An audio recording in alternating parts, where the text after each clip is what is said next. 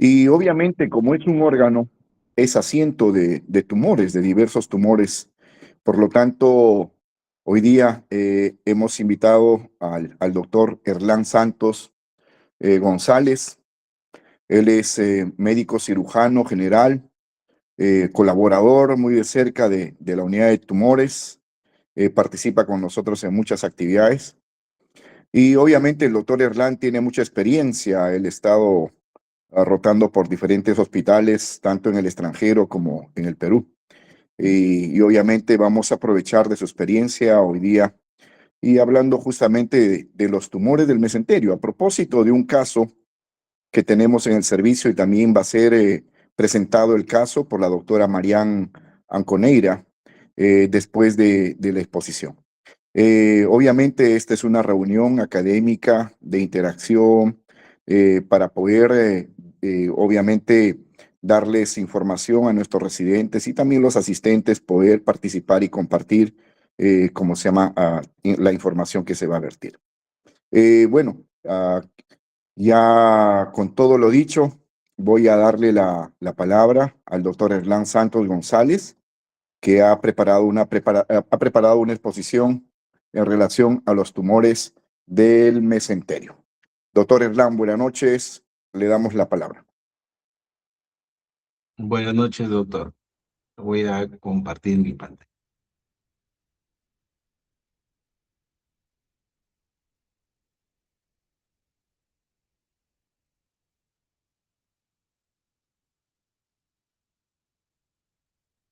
¿Se logra ver? Sí, sí Sí. se logra. Bueno, muchas gracias por la presentación, doctor Bautista. Es un gusto para mí estar aquí. Bueno, este encargo que me han dado de presentar tumores mesentéricos es un tema muy amplio, muy importante, como se dijo. Voy a tratar de resumir en lo posible algunos conceptos principales, ¿no?, que podrían servirnos.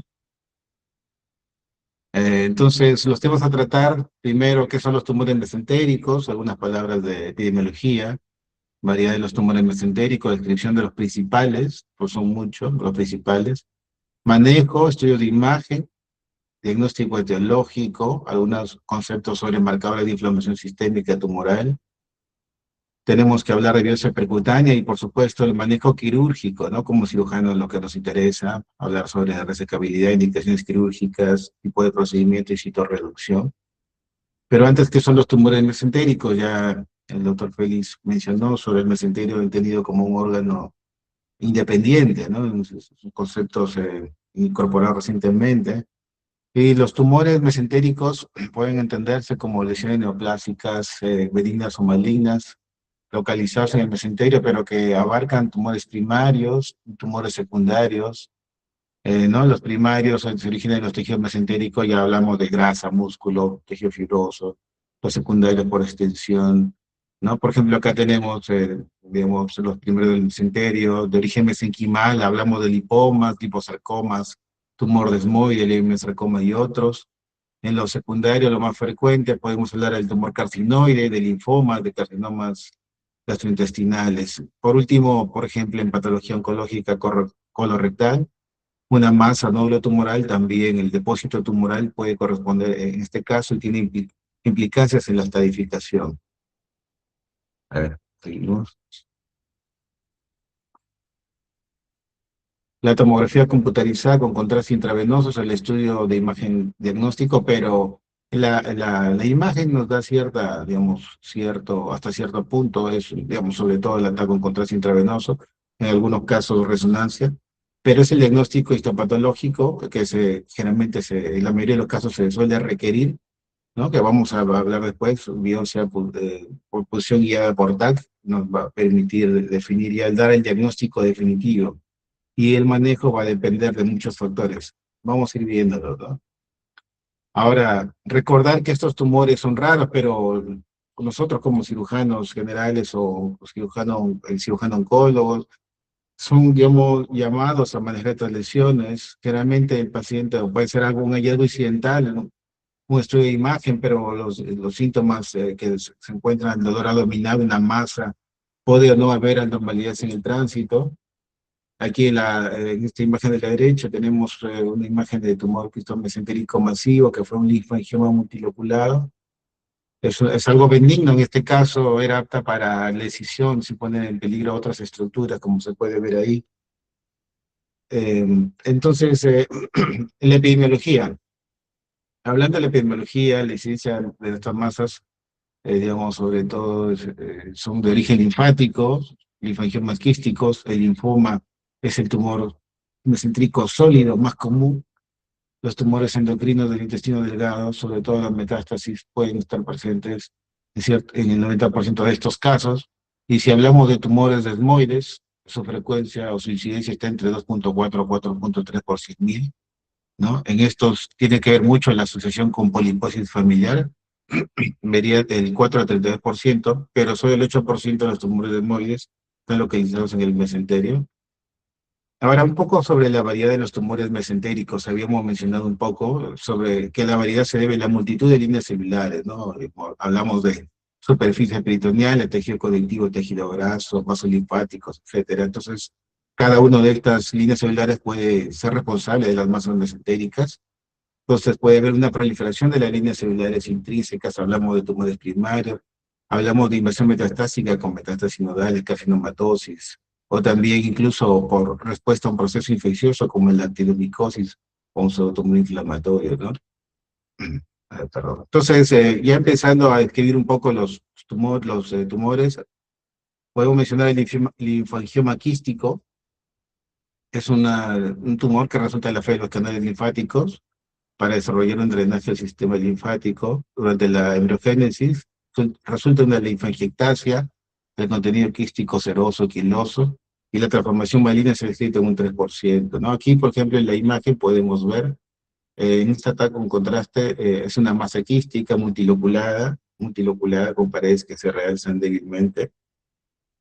El TAC demuestra también una masa quística mesentérica hipodensa, unilocular o multilocular con situaciones internas, y la resonancia magnética nos ayuda para demostrar la señal grasa si los contenidos son quilosos. Acá podemos ver los hallazgos, ¿no? Entonces, sin embargo, si hubiera una señal intraquística más densa, podría darnos signos de complicación, como cuáles, la hemorragia o tal vez la infección. Entonces, estas son cosas que debemos considerar. El otro tumor, el linfoma es la malignidad mesentérica más común. En la mayoría de los casos trata el linfoma no Hodgkin, 40-77% de tumores de células B grandes, ¿no? Entonces, aquí hablar de los síntomas sistémicos característicos de los linfomas, hablar de las complicaciones que pueden presentarse, la obstrucción intestinal, perforación y hemorragia, ¿no? ¿Cuál es la imagen clásica? Es la pared de Sandwich. Aquí vemos en esta imagen hay digamos, una linfadenopatía homogénea que envuelve los vasos mesentéricos. Los vasos mesentéricos van a estar rodeados por estas linfadenopatías, ¿no? Y generalmente hay un borde de grasa perivascular intacto. Podemos decir que este es uno de sus patrones característicos. Si hubiera linfadenopatía retroperitoneal voluminosa, esto nos habla en favor de un diagnóstico del linfoma. Otro tumor, el tumor neuroendocrino intestinal con linfadenopatía metastásica. Hablamos, por ejemplo, del intestino delgado como sitio más frecuente de estos tumores. Recordar que estos tumores pueden secretar serotonina y factores de crecimiento, pueden resultar en el famoso síndrome carcinoide que va con rubor, diarreas y metástasis, ¿no? O también reacción intensa desmoplásica. Aquí también la fibrosis mesentérica retráctil puede asociarse a estos tumores neuroendocrinos, lo cual conlleva o puede conllevar a obstrucción intestinal, hipertensión portal e isquemia mesentérica. En esta imagen podemos ver, ¿no? El tumor endocrino aquí y la mesenteritis retráctil en esta flecha. Esto corresponde a la linfadenopatía metastásica. En el ataque de contraste intravenoso, la masa mesentérica infiltrativa con calcificaciones y bandas adhesivas. Aquí, por ejemplo, en esta pieza vemos más endogelio linfático mesentéricos con afectación del carcinoma del intestino delgado. Aquí se hizo una resección de un bloque junto con el segmento y el suministro arterial, ¿no? Entonces, esto tenemos que considerarlo siempre en los diagnósticos. Si hablamos de tumores peritoneales primarios, el quiste mesentérico simple podemos ver aquí esta imagen, resulta el defecto congénito de la fusión de las hojas peritoneales, formación de quistes en el mesenterio, pueden ser de unos 5 centímetros, esta es la vista laparoscópica, el ataque es un quiste unilocular, contenido seroso, aquí vemos la vista laparoscópica del hecho de disección de este quiste mesentérico simple, y vemos, ¿no? Está definido de esta manera. Pero también pueden ser de otro orden, como el mesotelioma quístico benigno, que es un tumor raro, que se presenta sobre todo en mujeres jóvenes, pero aquí lo interesante es que no está relacionada con la exposición al asbesto, ¿no? Pero sí puede estar asociado a enfermedades o cirugías previas, enfermedades inflamatorias, está en la pelvis, puede estar presente signos de agresividad local. Aquí vemos el mesotelioma quístico benigno, y tenemos una contraparte que es el mesotelioma peritoneal maligno, el cual es un tumor primario raro, y aquí, digamos, hay una intensa exposición al asbesto, el 60% de los casos se ha descrito, ¿no? Se asocian o se surgen en el peritoneo, supera esto, o es superado por las lesiones pleurales y pericárdicas. Es una malignidad que, como pueden ustedes ver, es diseminada, difusa. Generalmente no se presenta como un tumor localizado. En esta pericia macroscópica pueden ver, ¿no?, nódulos difusos en las superficies peritoneales. En la tomografía, digamos, podría haber componente quístico, captación de contraste intravenoso heterogéneo, ¿no? También podría haber calcificaciones, pero menos frecuente que el mesotelioma pleural, ¿no? Pero si hubiera placas pleurales, nos ayudaría con el diagnóstico. En estas tomografías se logra ver imágenes nodulares peritoneales. Un poco para hablar de los tumores originados de tejido grasa conectivo, tenemos los tumores peritoneales fibrosos solitarios. Son tumores raros de origen submesotelial, surgen de la pleura. La mesenterio es una de las localizaciones estratoráxicas, ¿no? Son tejidos blandos, bien delimitados. Aquí en la imagen podemos, esta imagen de TAC con contraste, podemos ver el tumor fibroso, una masa de tejido de paredes gruesas, bien delineadas con zonas intramusculares, y aquí vemos el centro necrótico quístico. Digamos, esto es otra característica de estos tumores peritoneales. No podemos dejar de hablar del tumor de desmoides, proliferaciones fibrolásticas que surgen del tejido facial, aponerótico, con tendencia a invasión local agresiva, pero no la metástasis a distancia. Puede ser esporádico o en contexto de poliposis adenomatosa familiar o síndrome de Gardner. Recordar que el síndrome de Gardner es la poliposis adenomatosa familiar asociada a múltiples osteomas, quistes sebáceos faciales y tumores desmoides, son tumores raros. Estos tumores desmoides entonces pueden presentarse esporádicamente, o sea, no asociados a la poliposis adenomatosa o asociados a ella, ¿no? Entonces, los tumores intraabdominales son raros, 8%, y pueden involucrar, como estamos mencionando, el mesenterio del intestino delgado. En un 70% se asocian a la poliposis adenomatosa familiar. ¿Qué es lo que favorece el desarrollo de estos tumores?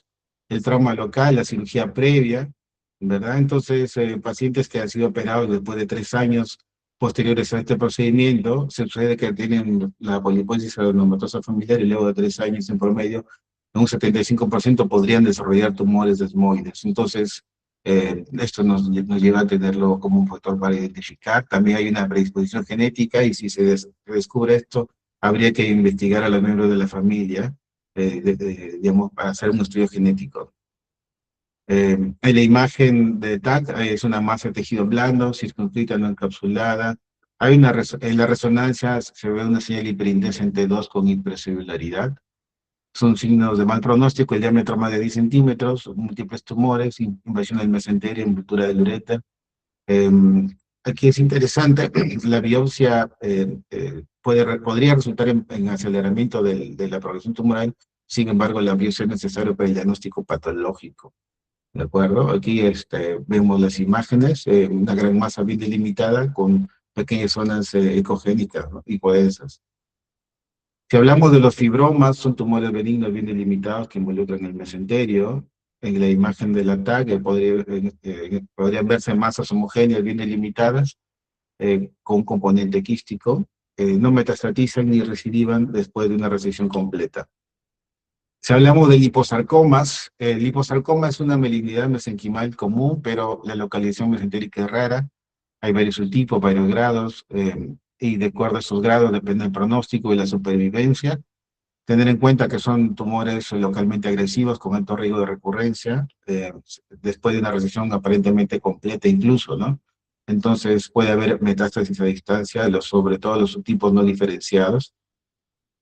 En esta resonancia en frecuencia T2 hay una densidad ligeramente mayor que de la grasa subcutánea o retroperitoneal. Entonces, pero depende del tipo, subtipo histológico, y cada subtipo histológico puede tener una diferencia en la presentación, pero en general son lesiones no homogéneas, puede ser grasa mezcladas con zonas de tejido más denso. Aquí la imagen es muy importante, ¿no? Para poder diferenciarlo. En esta, digamos, imagen vemos los hallazgos, una tumoración bicircunscrita, y también en esta tumoración de ser desplazadas las heces intestinales y otras estructuras. Tenemos que hablar también de los tumores GIST. Los tumores GIST son los tumores estromales mesentéricos, ¿no? Que surgen de las famosas células neuroendocrinas de Cajal, las famosas conocidas como marcapasos intestinales.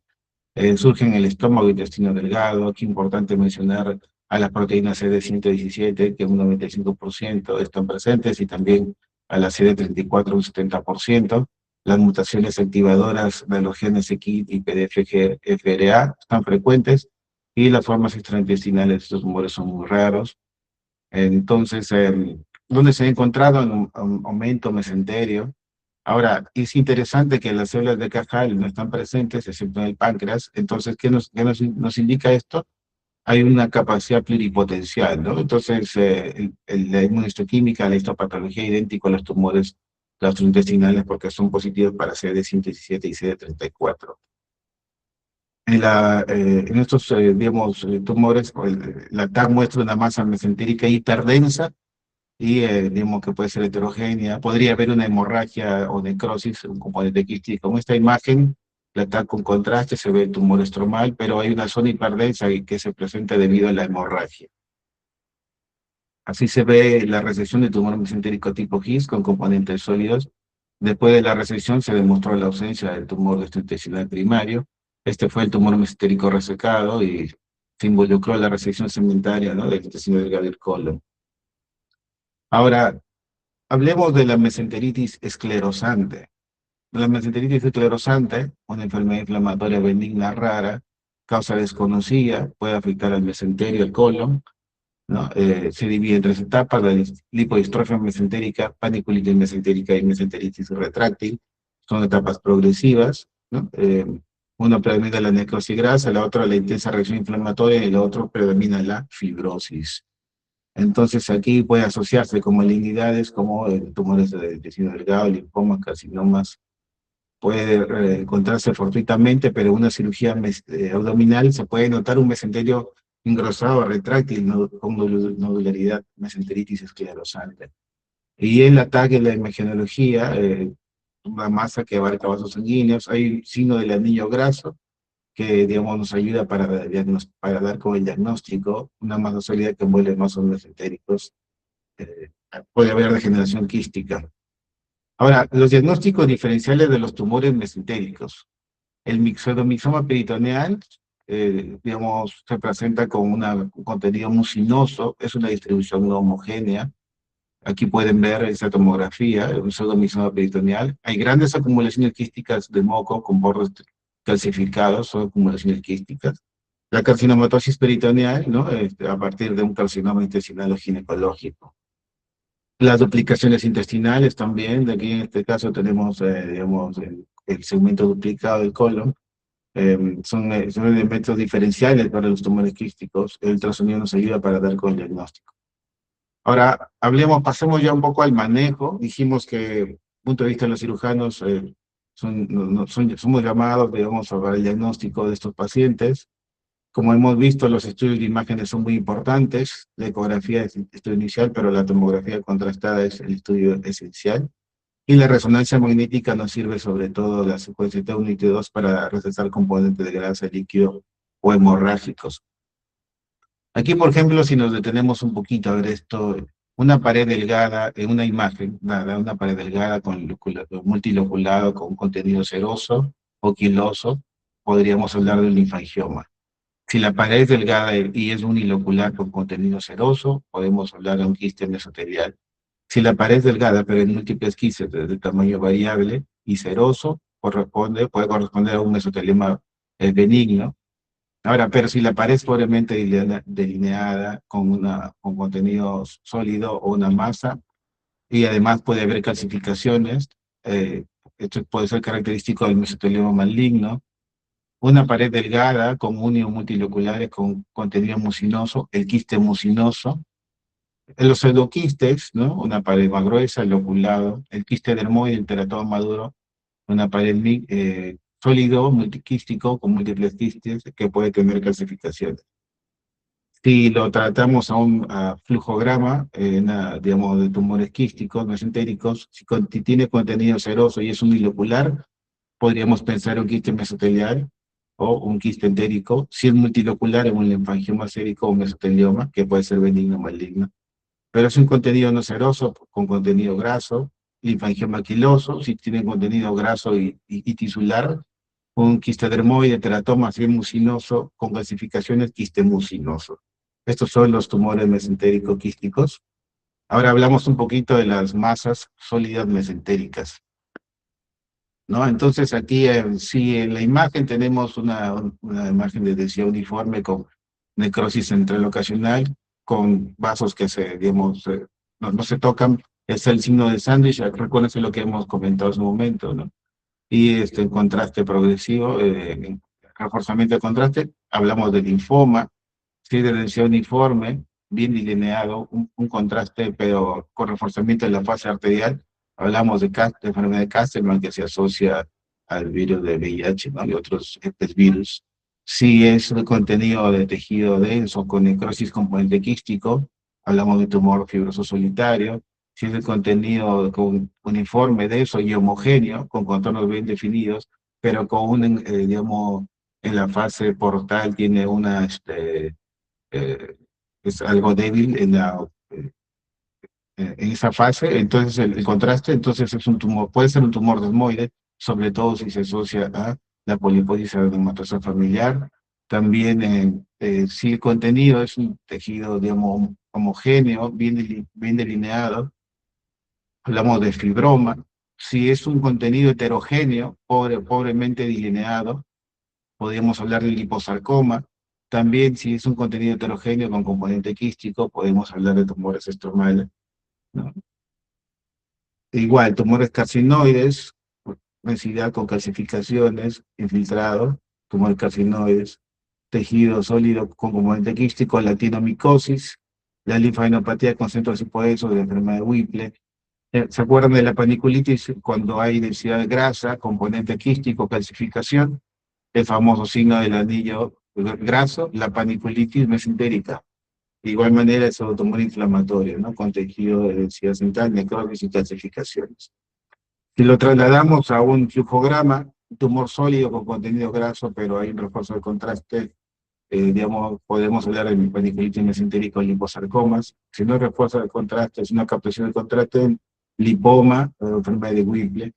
Pero si no tiene contenido graso y, digamos, un refuerzo en la fase arterial, de enfermedad de Castleman característico, si hay un refuerzo en la fase portal, con márgenes bien definidos, podemos hablar de fibroma y GIST, pero si los márgenes son pobremente definidos, podemos hablar de tumor desmoides, actinomicosis o tumor fibroso solitario. Si es digamos, si es tardío, un mesenteritis retráctil de linfoma, y si es variable, un refuerzo variable, pseudotumor inflamatorio. Entonces, ¿cuál es la recomendación práctica de la secuencia de diagnóstico por imágenes? Como ustedes han visto, he descrito mucho lo que son las imágenes tomográficas, la tan multifásica abdominopélica con contraste, sirve para hacer esta diferenciación, pero también para evaluar anatómicamente el contacto, ¿no? Con la arteria mesentérica superior, la vena mesentérica, fibrosis y metástasis hepáticas. Si pensamos en, digamos, tumores neuroendocrinos, el PET-CT, dotatate, sirve para hacer el estudio funcional completo, evaluar si hay compromiso adrenal, peritoneal, hueso u otro. Y si es componente, digamos, tumor endocrino o GIS, para evaluar biología tumoral, la respuesta imatinib. El PET-CT con FDG también nos podría ayudar en la resonancia magnética hepática para la caracterización de estas metástasis. Y por supuesto, discusión en equipo multidisciplinario, que es lo que estamos haciendo. ¿De acuerdo? El diagnóstico etiológico, algunas palabras nada más. Por orden de frecuencia, el linfangioma quístico es el más común. Si recuerdan, si hay exposición previa al asbesto o placas pleurales, podemos hablar de orientancia, mesotelioma peritoneal maligno. El pseudoquiste se puede considerar en pacientes con antecedentes de trauma, pancreatitis o absceso intraabdominal. Si hay una masa mesentérica sólida con fiebre, sudores nocturnos, apunta hacia el linfoma. El tumor desmoide, sobre todo si hay pacientes con poliposis adenomatosa familiar o síndrome de Gardner, pacientes diabéticos y obesos, los lipomas se presentan con más frecuencia. Si hubiera un síndrome carcinoide, pensar en mesenteritis esclerosante relacionado al tumor carcinoide. Si es una paciente joven con evidencia de invasión de planos tisulares, de una mujer que aparentemente es sana, pero que utiliza dispositivo intrauterino, la actinomicosis es un factor. La enfermedad de Whipple también, si está asociada a mala absorción y sintomatología de otros órganos. Muy bien, ahora pasamos a revisar. Sí, correcto. Ya me dicen que ya me falta muy poco tiempo. Entonces, los marcadores de inflamación sistémica, aquí el PCR, el LDH, el CA19-9, el CA125 en sus distintas combinaciones nos pueden ayudar. Sobre la biopsia percutánea, 14-16 es el método estándar para revisar, sobre todo indicado en masas grandes con posible recepción multivisceral. ¿No? Para diagnóstico diferencial amplio, diferenciar los quistes, los linfomas, tumores criminales, desmoides, y también antes de terapia sistémica, para, digamos, dirigir la quimioterapia, la terapia molecular. Eh, Tratamiento primario no de resección, los linfomas o los tumores criminales, ahí, digamos, no tiene indicación de quirúrgica, entonces nos ayudaría bastante. Hay un rendimiento diagnóstico y una técnica, digamos, sobre todo para quistes mesentéricos de gran tamaño, se recomienda, según algunas guías, la biopsia guiada por TAC. Masas mesentéricas, también incisión laparoscópica, y la imagen patognomónica y liposarcómica, sin tratamiento no ayudante, cirugía con biopsia previa. Bueno, no voy a indagar en esto por función del tiempo, un poco sobre el manejo quirúrgico. Nos interesa, si nos, digamos, calificamos de la cirugía, la evaluación preoperatoria, ver la resecabilidad, tratar de lograr una resección R0, pero la resección R1 para ciertas patologías como el tumor desmoide o el sarcoma no es útil y es perjudicial, entonces se debe evitar. Hay hallazgos tomográficos que predominen la irresecabilidad, sobre todo compromiso de la vena mesentérica superior a más de 180 grados o la infiltración proximal de la vena mesentérica superior, entre otros. Los tumores fibrosos solitarios, quiste mucinoso, el linfangioma, debe hacerse resección completa. Reacción R0 para mesotelioma maligno, liposarcoma GIST, tumor fibroso solitario.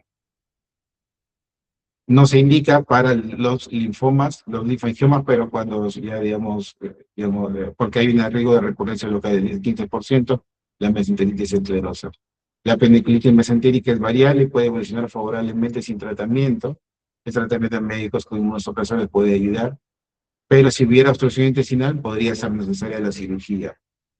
Ahora, se reserva para tumores desmoides, sobre todo cirugía preservadora del intestino, evitar sacrificar las asas de eliminación del grado cuando sea posible. Estos tumores desmoides son difíciles de tratar, pero se ha descrito que el tratamiento con doxorubicina nos puede hacer que esta enfermedad sea resecable. Los lipomas mesentéricos se deben resecar, y los tumores fibroblásticos, observación. Hay tipos de procedimientos para el tumor neuroendocrino con masa mesentérica, resección en bloque con linfadenectomía. Para el GIST, ya hablé de lo marcan ese R0, lo mismo para el delmoide y el sarcoma, el R0 amplio es el objetivo. Sobre la citorreducción, y esto ya es para terminar, los tumores mesentéricos, una cirugía no curativa, el objetivo es, digamos, cuando no es factible, hay que tratar de aliviar los síntomas, mejorar el control de la enfermedad. En los tumores neuroendocrinos metastásicos se usa como cirugía paliativa de los síntomas, ¿no? Lo que sí es un exéresis subtotal de la masa mesentérica fibrosante para manejar dolor, obstrucción o isquemia, y en GIS avanzado como cirugía citorreductora de respuesta a imatinib. En esta imagen vemos metástasis mesentéricas, digamos, muestran los metastáticos con amplia diseminación, y solamente se pudo hacer R2 en esos pacientes según el artículo. Muchas gracias. Muchas gracias, doctor Erlán. Bueno, siguiendo la programación, vamos a darle pase a la doctora Marian Anconeira Corrales. La doctora es residente de cirugía pediátrica del Hospital Almenara. Está haciendo su rotación en el departamento de cirugía de nuestro hospital. Y bueno, se le ha encargado hoy día hacer la presentación del caso clínico de un paciente con una patología relacionada. Doctora Marian, buenas noches. Tiene usted la palabra. Buenas noches, doctor. Sí se me escucha, ¿verdad? Sí, se escucha y se ve. Ya, voy a pasar a presentar. Bien, buenas noches con todos los presentes. Bueno, como mencionó el doctor, se me otorgó el caso de paciente Díaz Quispe Héctor Mario. Brevemente para contarles, es un paciente de 67 años, sexo masculino, como antecedentes familiares. Mamá con CA de cervix, hermana CA de cervix, médicos, colelitiasis, obesidad y quirúrgicos, una amigdalectomía que se hizo hace 10 años. Bueno, niega tipo de alergias y niega otro tipo de patologías.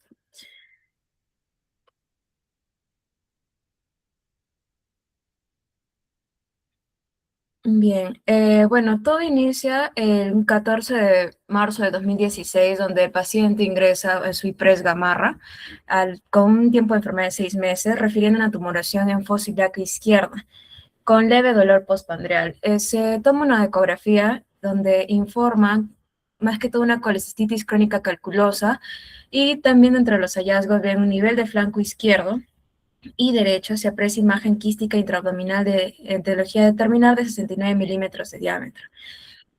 Bueno, aquí refiere de que lo pasan, se hace una interconsulta a gastroenterología, el cual frente a los hallazgos decide hacer una colonoscopía. En la colonoscopia informan canal anal normal, recto mucosa plexo vascular conservado, sigmoides mucosa plexo vascular espástico conservado, colon descendente mucosa plexo vascular conservado, con una conclusión de mucosa colónica normal hasta distancia examinada, colon espástico hemorroides internas incipientes. Así que, bueno, se decide manejarlo como un síndrome colon irritable y respecto a esa masa no se hizo y no se ampliaron estudios. El 24 de abril del mismo año ingresa por el Hospital de Emergencias Grau con síntomas de dispepsias y molestias en hipocondrio derecho. Al examen físico solamente refiere la masa palpable en ombligo. Sin embargo, bueno, tiene una ecografía abdominal donde no se aprecia el líquido, tampoco refiere la masa que anteriormente se había mencionado. Y bueno, lo que concluyen simplemente es una litiasis vesicular. 2 años después, en el CAP3 Piazza, el paciente refiere que desde enero del mismo año ve una masa en cavidad abdominal. Inclusive los familiares refieren de que lo atribuían a que él había aumentado de peso. Sin embargo, ya era un abdomen que era muy voluptuoso, como se ven en las imágenes, asociado a hiporexia, además de la masa palpable en el ombligo, ¿no? Entonces, dentro del examen físico, bueno, lo único que detallan es que el abdomen es blando, depresible, ruidos hidrores presentes, no doloroso, y bueno, no detallan la viscomegalia y tampoco se detalla respecto a la masa o al crecimiento del abdomen que él mencionaba. En esa consulta se decide hacer, bueno, el médico tratante decide hacer una ecografía, el cual informa para detallar, en el cuadrante inferior derecho se aprecia lesión de aspecto sólido de aprox 205 milímetros por 120 por 190, hipoecogénica heterogénea con áreas de vascularización al Doppler. Concluye como una lesión tipo masa en cuadrante inferior derecho y sugiere ampliar un estudio tomográfico contrastado. En esa misma consulta se decide hacer el marcadores tumorales respecto a la lesión que se encuentra en la ecografía, todos negativos, con un CA de 2.1, DHL 239, alfa fetoproteína 2.64 y CA 125 con 20.6.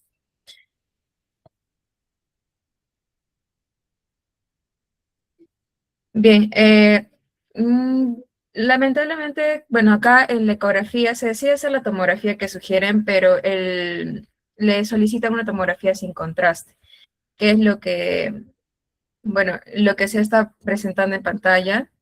No sé si se pueda ir corriendo las imágenes. Un momento, por favor.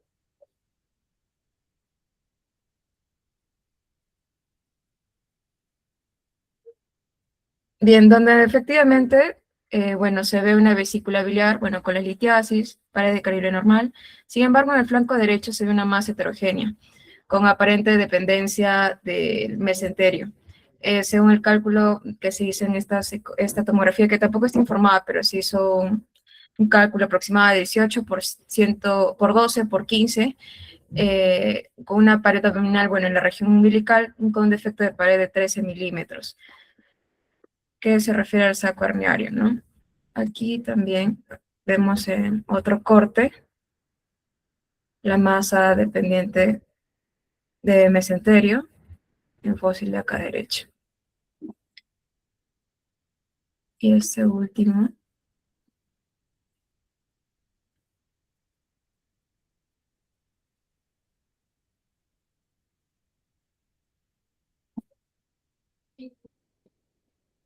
Bien, respecto a la tomografía es que deciden hacer, bueno, la referencia al Hospital Grau, donde ya se amplió la historia con un tiempo de enfermedad de 2 años exactamente.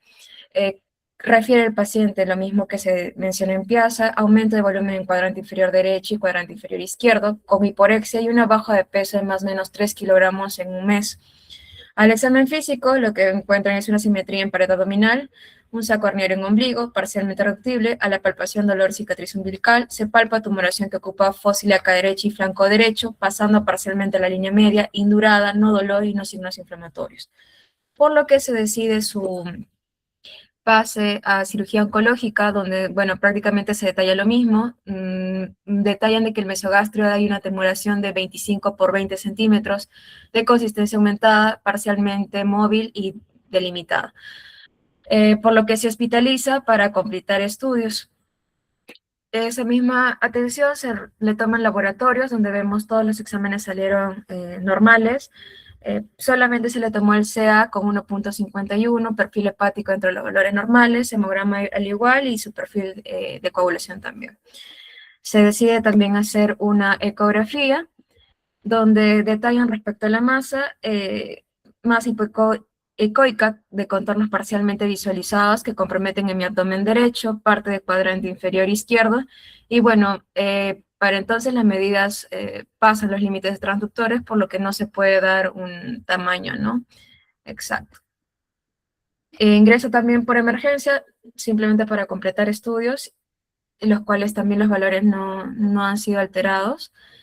Y bueno, el paciente decide hacerse respecto a la demora de la tomografía con contraste que se hace o que se solicita por el seguro. Se decide hacer una particularmente. Lamentablemente el paciente no nos ha proporcionado el video ni ni el CD ni el USB para poder darles una mejor presentación. Sin embargo, lo único que tenemos son las placas que se presentan en pantalla. No sé si se me escucha. Sí, sí se le escucha. Bueno, donde se ve prácticamente y lo que detallan es que se encuentra una extensa tumoración de tejido sólido que realza el contraste heterogéneamente, con áreas quísticas y necróticas en su interior. Ocupa la fosa ilíaca derecha, flanco derecho, hipogastrio y región periumbilical, con dimensiones de 19, 14 y 19 centímetros, tanto en su diámetro transversal como su diámetro anteroposterior y longitudinal, y es de localización mesentérica. Se asocia escasa cantidad de líquido libre en su porción caudal, con probable reacción peritoneal o rotura microscópica. La masa en sí ejerce un efecto de masa, ¿no? Prácticamente desplazando las asas intestinales de bifurcación de la vena cava con las ilíacas. En su margen inferior e izquierdo se destaca un nódulo sólido de aproximadamente 5 centímetros con mayor realce, que lo detallan como más vascularizado, que presenta un soporte vascular de una arteria y una vena varicosa colateral que proviene de la circulación esplénica. Lo que sigue, lo que concluye el estudio es que es un tumor mesentérico sólido de 19 centímetros con realce heterogéneo, áreas quístico-necrosadas, localización extensa en mi abdomen derecho y central, que ejerce efecto de masa sobre asas intestinales y vasos ilíacos. Se asocia también a una trombosis aguda de la vena esplénica y una probable circulación colateral varicosa desde la circulación esplénica hacia un nódulo hipervascular de 5 centímetros en el margen tumoral. Bien, bueno, eso sería en lo que concierne el caso clínico. Como vemos, es un paciente que prácticamente recién ha llegado hacia nuestro servicio. Bueno, ha tenido de por sí para poder diagnosticarlo es una evaluación un tanto tortuosa, por lo mismo que también el paciente no identificaba bien los síntomas y más que todo se estaba inclinando por la parte de la colelitiasis y eso era lo que estaba persiguiendo. Sin embargo, no se fijó en el aumento de volumen de la región abdominal, ¿no? Que nos hizo un poco distanciarnos del diagnóstico final. Bueno, dentro de lo que es el diagnóstico del paciente actual, que es una alta sospecha de tumor abdominal, dependiente de mesenterio, probablemente desmoide, a descartar si es que también es neuroendocrino o linfoma. Bueno, ya hasta no presentar una biopsia no se puede tipificar qué tipo de tumor abdominal estamos hablando. Gracias. Muchas gracias, doctora. Gracias por su exposición. Y bueno, voy a pedir a los participantes, no sé si hasta este momento, luego de la charla y de la exposición del caso clínico, tienen alguna pregunta o quisieran hacer algún aporte. A ver, si alguno de los asistentes quisiera hacerlo. Mientras tanto, yo voy un poco viendo el panorama al doctor Erlán, que justamente ha sido el expositor, y quisiera hacerle la pregunta, ¿qué opinión le merece el caso presentado a la luz de toda la revisión y la teoría que hemos visto también? Doctor Erlán. Sí, ¿me escucha? Sí, le escuchamos. Ya, sí, es un caso interesante. Sí me hubiera gustado ver una tomografía contrastada desde el inicio que se presentó, pero bueno, algunas cosas que puedo comentar. Me llama la atención el gran tamaño del tumor y también que está descrito como heterogéneo, ¿no? Ahí creo que era una masa sólida de 19 centímetros, me parece que estaba descrito heterogénea, pero también tenía áreas necróticas y hablaba de trombosis de venas y nódulos hipervasculares, me parece. Bueno, me parece ahí que un diagnóstico posible es el GIST, ¿no? El GIST mesentérico, podríamos considerarlo, ¿no? Justamente por estos hallazgos de la heterogeneidad en la TAG, las áreas quístico-necróticas centrales, un patrón que puede ser, digamos, característico del GIST. Y yo me iría a ese como una primera posibilidad. Hay otras posibilidades también, ¿no? No podríamos descartar las otras, digamos, sí me gustaría, digamos, completar estudios con la biopsia core, pero en este momento me estoy orientando más para lo que es el GIST. Esa es mi respuesta, doc. Gracias, doctor. Vamos a ver, estos tumores que también, por las características que vimos en la tomografía, podría corresponder a un tumor desmoide. Si se trata de un tumor desmoide, ya veíamos que estos tumores podrían relacionarse con algunos problemas del colon principalmente. Doctora Silvia, aprovechando su presencia, ¿qué tan frecuente es ver estos síndromes de Gardner, síndromes de poliposis familiar hereditaria y estos tumores así grandes, desmoides, que estamos viendo ahora? Doctora Silvia Martel. Buenas noches. Sí, la verdad es que primero no tenemos muchos casos de poliposis adenomatosa familiar. Hemos tenido uno que otro, creo que a lo largo de los 20 años creo que hemos tenido 2 pacientes. Entonces es un poco difícil. Es que estoy acá con la abuelita. Realmente yo personalmente no he visto ningún tumor desmoide. Se supone que está escrito que puede ocurrir este caso, pero no, la verdad es que no tenemos experiencia con estos tumores desmoides. Hemos visto más liposarcomas, eso que generalmente tumores, masas abdominales que se han detectado a través de tomografías y que finalmente han sido linfomas, liposarcomas, que es lo que más vemos, ¿no? Pero tumores desmoides no, la verdad es que no he visto. Otro es los tumores GIS, que podría ser este caso, ¿no? Ok, gracias, doctora. En todo caso, a pesar de que este paciente tiene una colonoscopía que se ha hecho hace 10 años, de todas maneras estamos considerando hacerle una previa al tratamiento definitivo que se le va a hacer. De todas maneras, para efecto de estar seguros de que no contamos con ningún otro hallazgo a nivel del colon, ¿no? Que es lo que tendríamos que hacer. Comentario, doctor. Sí, sí, adelante, por favor. Sí, justo que había mencionado usted el tumor de esmoides, estaba revisando un poco y estos tumores de esmoides, digamos, se describe que para los tumores de esmoides el tamaño de este tumor es un poquito más grande que lo usual de los tumores de esmoides.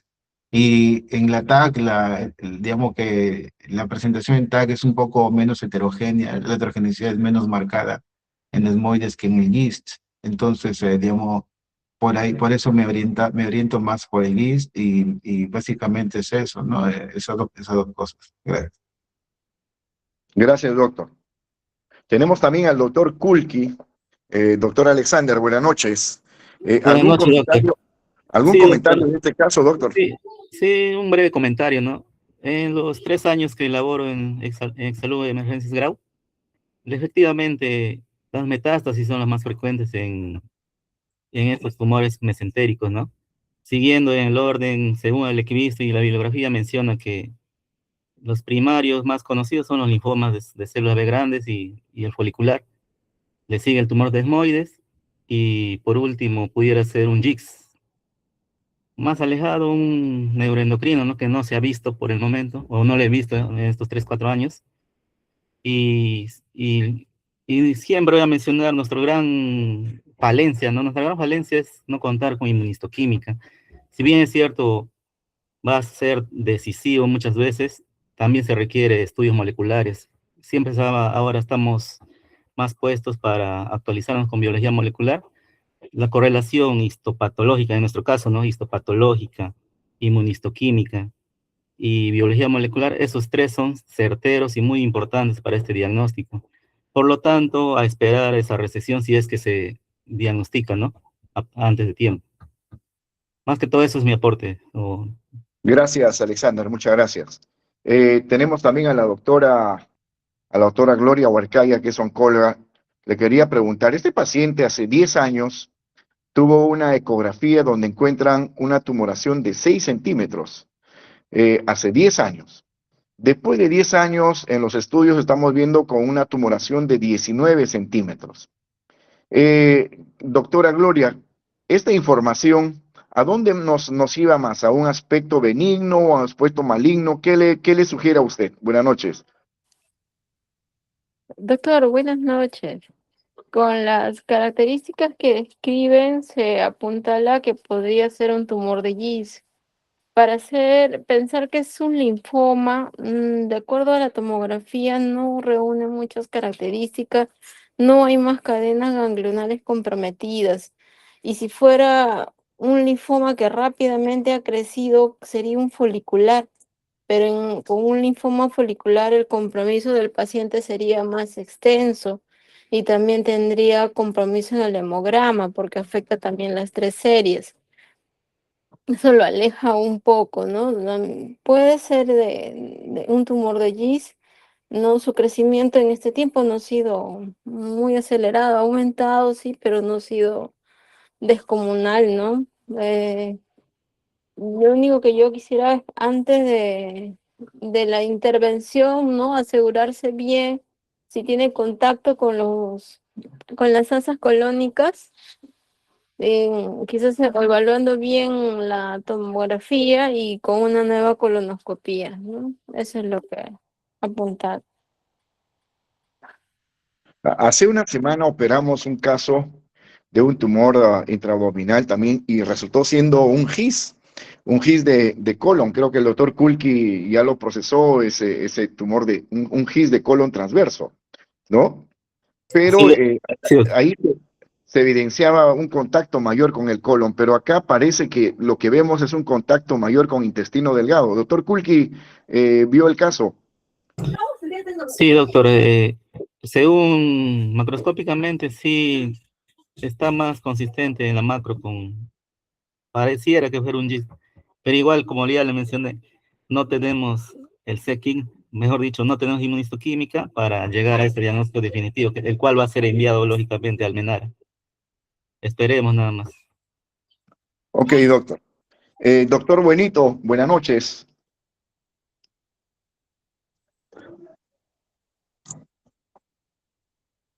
Aló, doctor Bueno. Doctor, buenas noches. Creo que el doctor Bueno está. Ah, ya. Doctor Junior, ¿algún comentario al respecto? Sí, justo quería comentar acerca de la tomografía. Creo que la tomografía se mostró la parte no contrastada. Sin embargo, veo aquí en los cortes coronal que mostró la doctora y el corte hospital, tiene la fase arterial. Quería compartir esta porción que llegué a descargar la porción transversal. Por favor.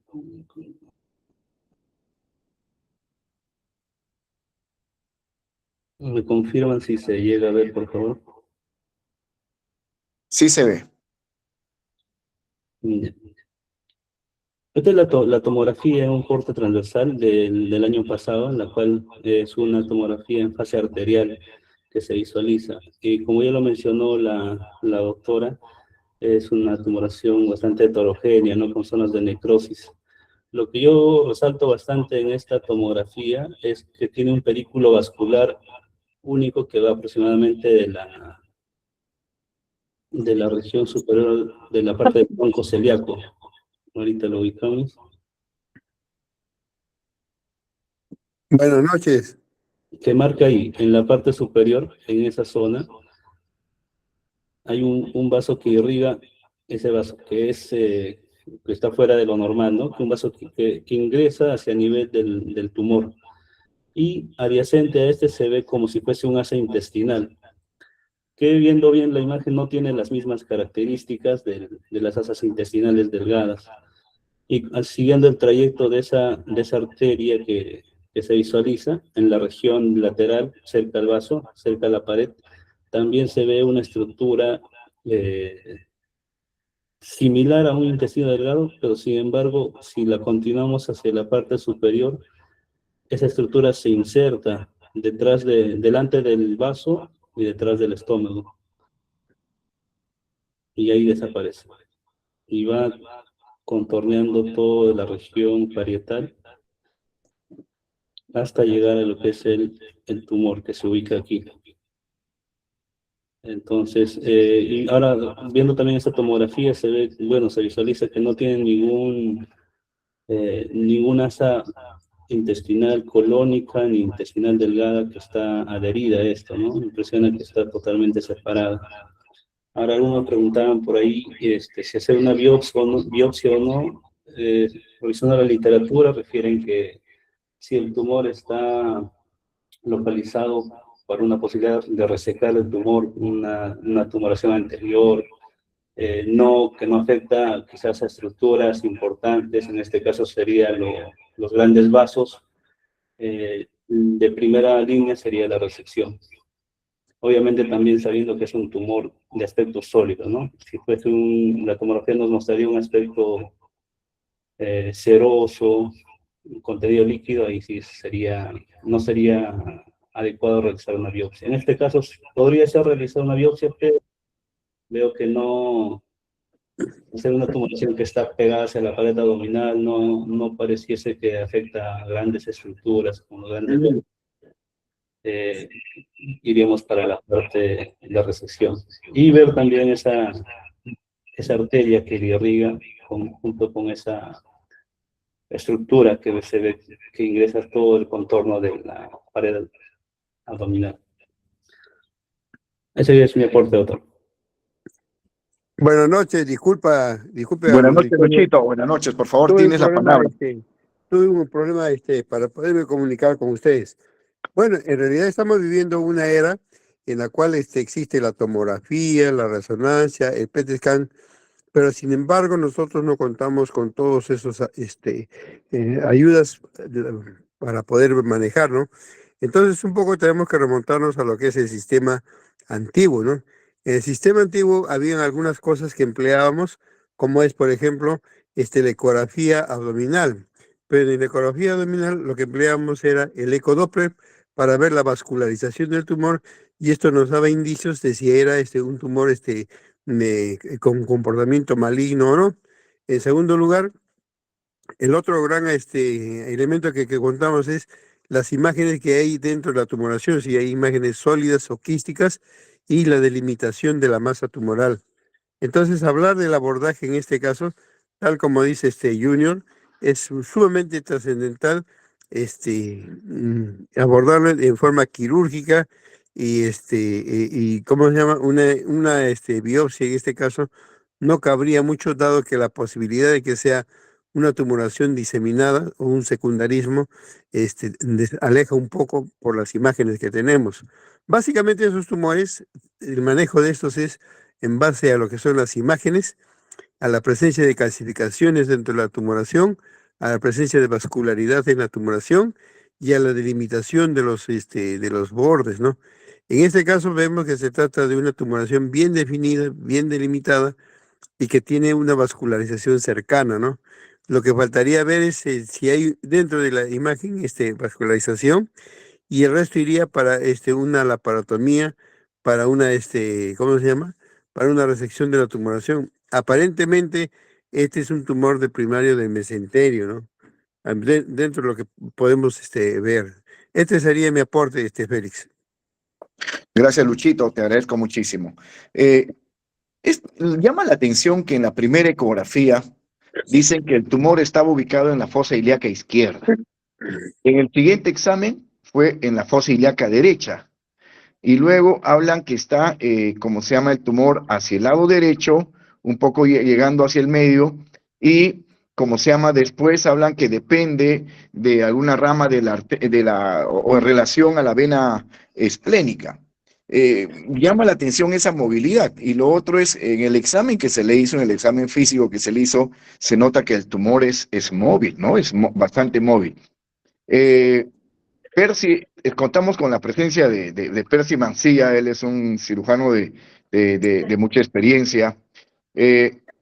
Percy, ¿qué comentario te merece este caso, más aún cuando tú estás siempre enfrentando a casos de emergencia o pacientes que se presentan con cuadros de emergencia o urgencia que se relacionan también a tumores? Percy. Aló, el doctor Percy Mancilla.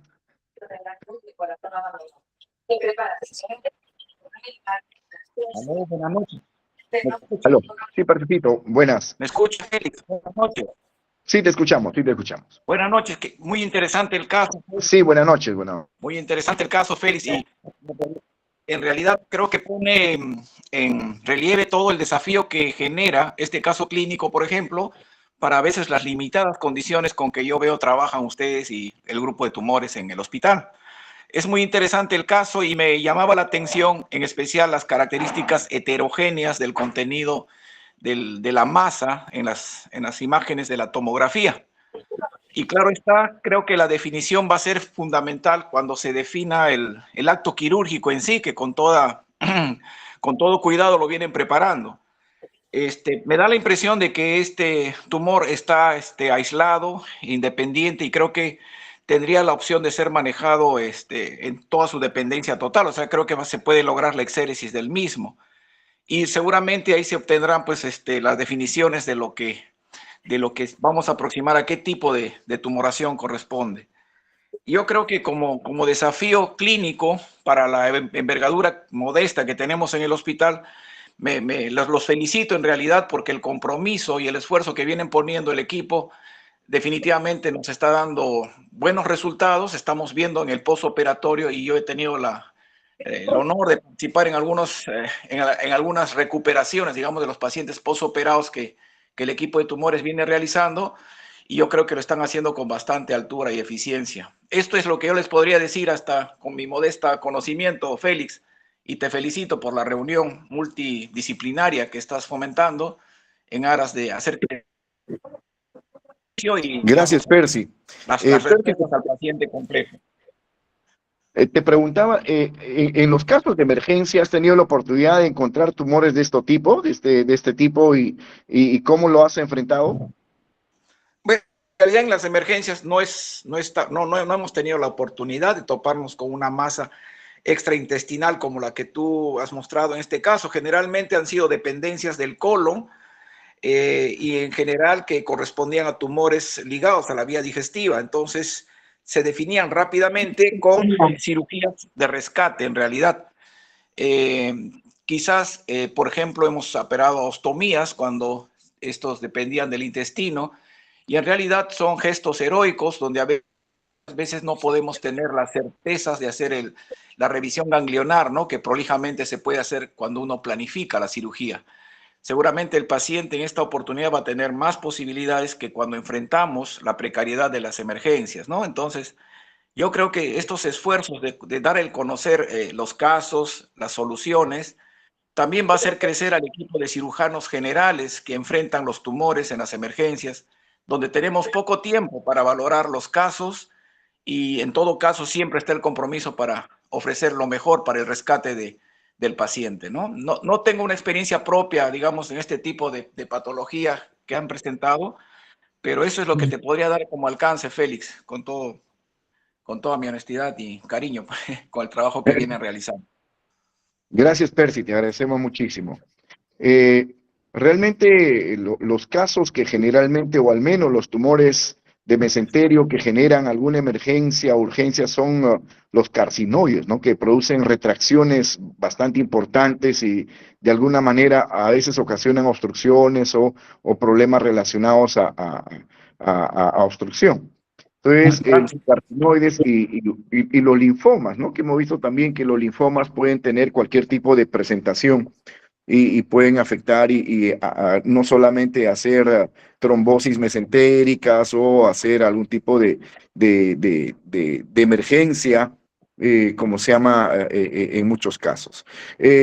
Doctor Bautista, Sí, adelante. un comentario sobre el tipo de los siguientes pasos, ¿no?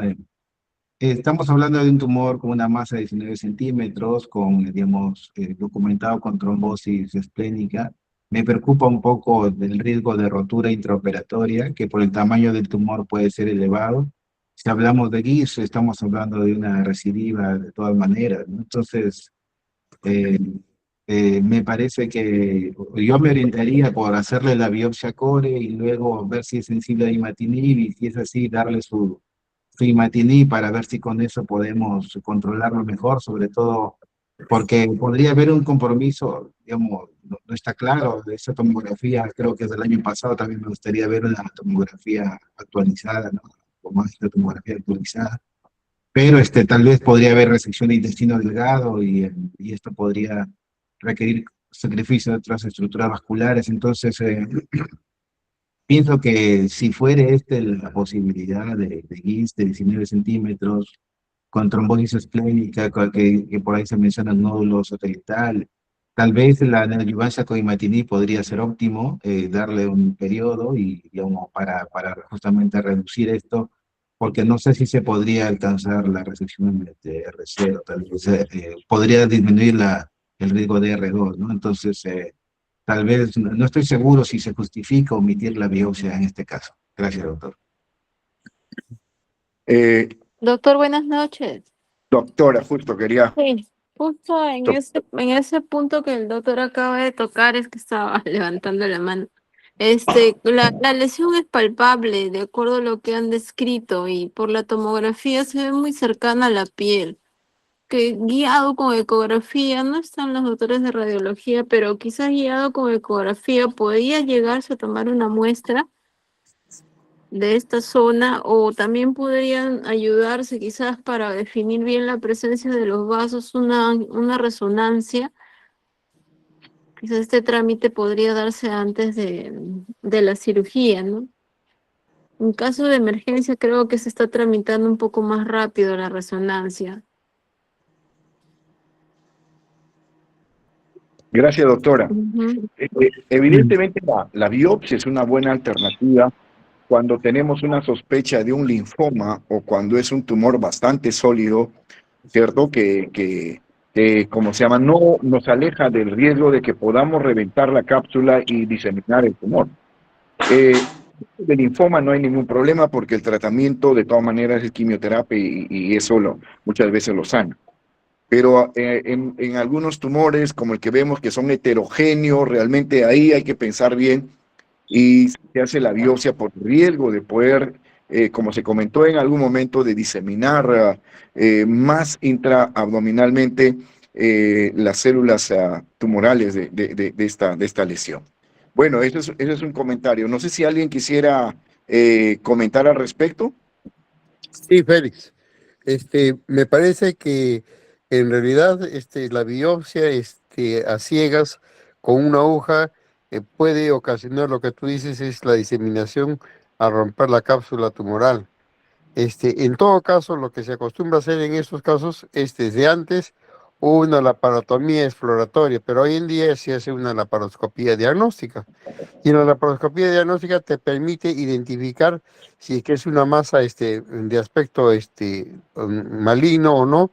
Y en este caso, dado que la tomografía y los estudios indican que es una masa totalmente móvil, la posibilidad de detección de la masa en su totalidad es alta, ¿no? Entonces, en este caso, hacer una biopsia no ayudaría en mucho para el diagnóstico así lo cerrado. Y si vamos a hacer la biopsia, podríamos hacer la biopsia a cielo abierto, ¿no? Minimizando el riesgo de diseminación tumoral. Pero me parece que más que todo acá se orienta a la resección total de la tumoración. No necesitamos márgenes, porque acá en este mesenterio no vamos a necesitar márgenes. Y la posibilidad de que sea un tumor primario del mesenterio benigno es alta, ¿no? Es poco probable que sea un mesotelioma o un tumor maligno del mesenterio, ¿no? Que es lo que más frecuente se encuentra, ¿no? Esa es mi opinión. Gracias, Luchito. Quería preguntarle al doctor Alexander Kulki si estamos en condiciones de hacer una biopsia congelación, como algunas veces lo hacíamos. Bueno, doctor, actualmente no tenemos equipo para realizar una congelación, ¿no? Una impronta, probablemente con la ayuda del citólogo, ¿no? Pero si hay una posibilidad de que sea un linfoma muy difícil, ¿no? Tendrían que ver, ustedes decidir a criterio si es que cuando tienen la aproximación, cuando ven en vivo, ¿no? La muestra, lo podrían mandar y coordinar, pero tendríamos que coordinar, doctor. Ok, gracias, doctor. Bueno, no sé si de los asistentes hay alguna pregunta para poder aclarar o algún comentario que hacer. Los tumores del mesenterio realmente son muy variados, como el doctor Erlán lo ha presentado, son de muchos tipos, ¿no? Pero, como se llama, generalmente estos tumores obviamente son móviles, generalmente son móviles, por eso que nosotros podemos particularizarlos y más o menos orientar al diagnóstico. Y son parcialmente delimitados también. Realmente el resultado final va a ser con patología. A veces se hace una biopsia con aguja y muchas veces, mejor dicho, el diagnóstico es necrosis. Y eso, como se llama, a veces nos atrasa los estudios. Pero creo es una buena opción de repente hacer una impronta para poder saber antes de cualquier procedimiento riesgoso a qué nos vamos a enfrentar. Si no hay ninguna intervención o alguna consulta más, quiero agradecer de manera especial al doctor Erlán Santos por la exposición, que ha sido pero muy amplia y detallada, y también a la doctora Mariana Ancoreina por la presentación del caso, y obviamente agradecerles a cada uno de ustedes por su participación en esta hora académica de los días lunes, y obviamente nos estamos viendo la próxima semana. Gracias a todos, buenas noches y que descansen.